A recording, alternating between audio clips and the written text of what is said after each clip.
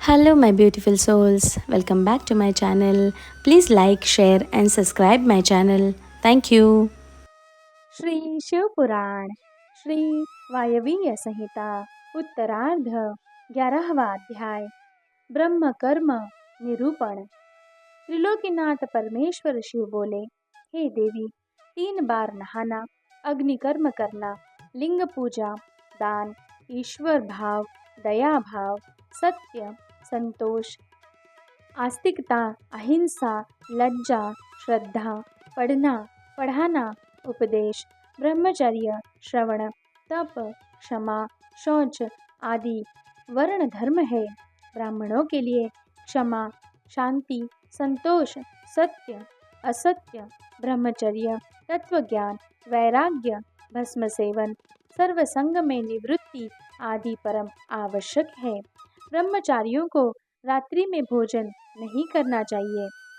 क्षत्रियों को दान नहीं लेना चाहिए। सभी वर्णों की रक्षा करना, शत्रुओं पर विजय, दुष्टजन वध, ऋतुकाल में श्री गमन, सेना रक्षण एवं मेरे भक्तों पर पूर्ण विश्वास करना आदि क्षत्रिय धर्म है। वैश्य धर्म वो रक्षा, व्यापार और खेती करना है। सभी वर्णों की सेवा करना शूद्र का धर्म है। गृहस्थियों को अपनी गृहस्थी का ध्यान रखना चाहिए। ब्रह्मचारियों को ब्रह्मचार्य, पत्नियों को पति आज्ञा का पालन करना चाहिए। विधवा स्त्रियों को भूमि शयन, धर्म व्रत, दान, तप, शांति का पालन करना चाहिए। व चतुर्दशी, पूर्णिमा व एकादशी का व्रत करना चाहिए। मेरी आराधना करने वाले प्राणीजन को ओम नमः शिवाय मंत्र का जाप करना चाहिए। Hello, my beautiful souls. Welcome back to my channel. Please like, share, and subscribe my channel. Thank you. Shri Shivpuran Shri वायवीय संहिता उत्तरार्ध 12वां अध्याय पंचाक्षर मंत्र की महिमा। मुनि उपमन्यु बोले, हे श्री कृष्ण, वेदों एवं शास्त्रों में ओंकार और षडाक्षर मंत्र की महिमा का गुणगान किया गया है। यह मंत्र भक्तों की सभी मनोकामनाओं को पूरा करता है। वेदों का सार रूप होने के कारण इसके अर्थ में बहुत ही सिद्धियां विद्यमान है। यह मंत्र परम मुक्ति दाता है। ओम नमः शिवाय मंत्र का जाप मनोरंजक तथा परे से भी परे है। इस मंत्र की बड़ी महिमा है। अत्यंत सूक्ष्म होने पर भी यह तीनों गुणों से परे है। पंचाक्षर मंत्र सभी विद्याओं का बीज है। यह मंत्र सर्वज्ञ एवं समर्थ है। ओम में ब्रह्म स्थित है। नमः शिवाय में ईशान नामक सूक्ष्म ब्रह्मांड स्थित है। भगवान शिव तो सदा इस मंत्र में निवास करते हैं। यह मंत्र संसार से मुक्ति प्रदान करने वाला है। इस मंत्र पर अविश्वास करने वाला अधर्मी मनुष्य नरक का भोगी होता है। इस पंचाक्षर मंत्र में 7 करोड़ मंत्र है तथा अनगणित उपमंत्र है। पंचाक्षर मंत्र एवं षडाक्षर मंत्र में संपूर्ण शिव ज्ञान तथा सभी विद्याओं के तत्व है। जिसके हृदय में ओम नमः शिवाय नामक महामंत्र है, उसे अन्य किसी शास्त्र के अध्ययन की कोई आवश्यकता नहीं है। Hello, my beautiful souls. Welcome back to my channel. Please like, share, and subscribe my channel. Thank you. Shri Shivpuran Shri वायवीय संहिता 13वां अध्याय कली नाशक मंत्र। देवी पार्वती बोली, हे स्वामी, कलयुग में पाप रूपी अंधकार निरंतर बढ़ता जाता है। धर्म से विमुखता आ जाती है। धर्म के आचार विचार सभी परंपराएं एवं मर्यादाएं नष्ट हो जाती है।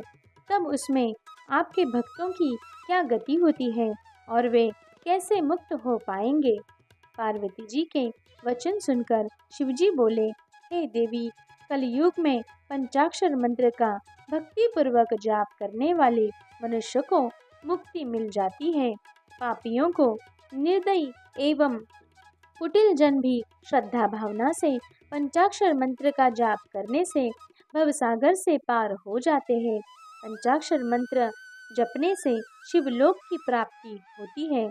यह सर्वोत्तम मंत्र है। महर्षि इस मंत्र के प्रभाव से स्वधर्माचरण करते हैं। प्रलय आने पर सभी स्थावर जंगम जीव नष्ट हो जाते हैं। तब मैं ही एकमात्र जीवित रहता हूँ। सारे वेद और शास्त्र मुझ में लीन हो जाते हैं। फिर नई सृष्टि का आरंभ होता है। सृष्टि के पुनः आरंभ में जब श्रीहरि श्री सागर में सो रहे थे, उस समय उनकी नाभि से पंचमुखी ब्रह्मा की उत्पत्ति हुई। उन्होंने सृष्टि की रचना करने हेतु मेरी तपस्या की। तब मैंने ब्रह्मा जी को साक्षात दर्शन देकर उन्हें ओम नमः शिवाय मंत्र की दीक्षा दी। इस मंत्र के प्रभाव से उन्होंने देवताओं, दानवों, ऋषियों एवं प्राणीजनों की रचना की। नमः शिवाय यह 5 अक्षरीय मंत्र का महा महिमावान है और सारे जगत का बीज रूप है। इस वेदों से उत्तम माना गया है। मेरे द्वारा प्रकट प्रथम विद्या यही है। वामदेव इसके ऋषि हैं और पंक्ति छंद है। मैं इस मंत्र का देवता हूँ। यह मेरा परम प्रिय मंत्र है। पंचाक्षर मंत्र कलयुग में इस भवसागर से तारने वाला मंत्र है। Hello, my beautiful souls. Welcome back to my channel. Please like, share, and subscribe my channel. Thank you. Shri Shivpuran Shri वायवीय संहिता उत्तरार्ध 14वां अध्याय व्रत ग्रहण करने का विधान। भगवान शिव बोले, हे प्रिय, ऐसा व्रत जो क्रिया और श्रद्धा से हीन हो निष्फल होता है। तभी सिद्ध व्यक्ति श्रद्धा भाव बढ़ाते हैं और तत्वज्ञाता गुरु की शरण में जाते हैं। प्राणीजन शरीर, मन और वाणी द्वारा उनका पूजन करते हैं और यथा योग्य वस्तुओं का दान करते हैं।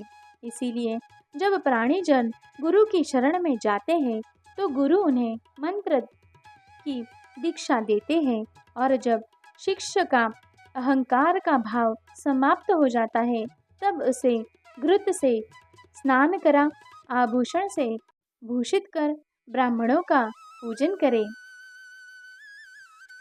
फिर गौशाला या मंदिर में जाकर विधि पूर्वक ज्ञान का उपदेश दे। गुरु द्वारा दीक्षित मंत्र का प्रतिदिन 108 बार जाप करना चाहिए। इससे परम गति प्राप्त होती है। वाचिक जप का फल 1 गुना, उपांशु जप का 100 गुना, मानस का 1000 गुना, सगर्भ का 1,00,000 गुना होता है। मंत्र के अंत में ओंकार होना चाहिए। ध्यान के साथ मंत्र का जाप करना चाहिए। सूर्य, अग्नि, गुरु, चंद्रमा, दीपक, जल, ब्राह्मण और गौ के पास ही जप करना चाहिए। वशीकरण के हेतु पूर्व, घात करने के हेतु दक्षिण, धन प्राप्ति के हेतु पश्चिम, शांति के हेतु उत्तर की ओर मुख करके जाप करना चाहिए। आचारहीन व्यक्तियों को लोक निंदक माना जाता है। तप, उत्तम धन एवं श्रेष्ठ विद्या को आचार माना जाता है। निंदक मनुष्य को परलोक में भी सुख नहीं मिलता। इसीलिए हमें सदाचार का पालन करना चाहिए। गुरु द्वारा दीक्षित मंत्र पतित चांडालों को भी सुधारने वाला तथा परम गति प्रदान करने वाला होता है। Hello, my beautiful souls. Welcome back to my channel. Please like, share, and subscribe my channel. Thank you. Shri Shivpuran Shri वायवीय संहिता उत्तरार्ध 15वां अध्याय दीक्षा विधि।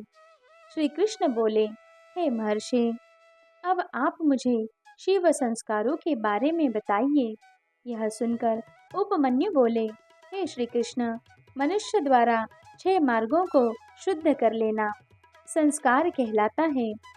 ज्ञान प्रदान करने वाले तथा बंधनों का नाश करने वाले संसार दीक्षा कहलाते हैं। शांभवी शक्ति एवं मांत्री शांभवी दीक्षा 3 प्रकार की होती है। शांभवी तीव्र और तीव्रतरा दो प्रकार की होती है। पाप नष्ट करने वाली तीव्र तथा आनंद प्रदान करने वाली तीव्रतरा शांभवी दीक्षा कहलाती है।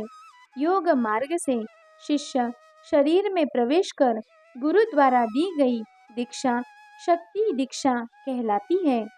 कुंड कुंडल सहित की गई क्रिया दीक्षा मांत्री दीक्षा कहलाती है।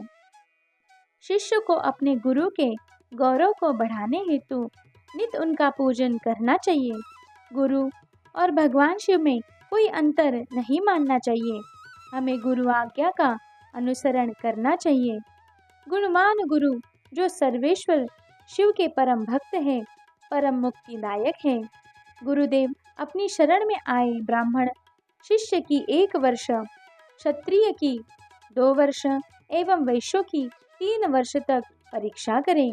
जो शिष्य दुख एवं ताड़ना पाकर भी मौन रहे और दुख का अनुभव न करे, उन्हें शिव तपपात्र एवं शिव संस्कार योग्य मानना चाहिए। परीक्षा लेने पश्चात गुरु को सप्रेम दीक्षा देनी चाहिए।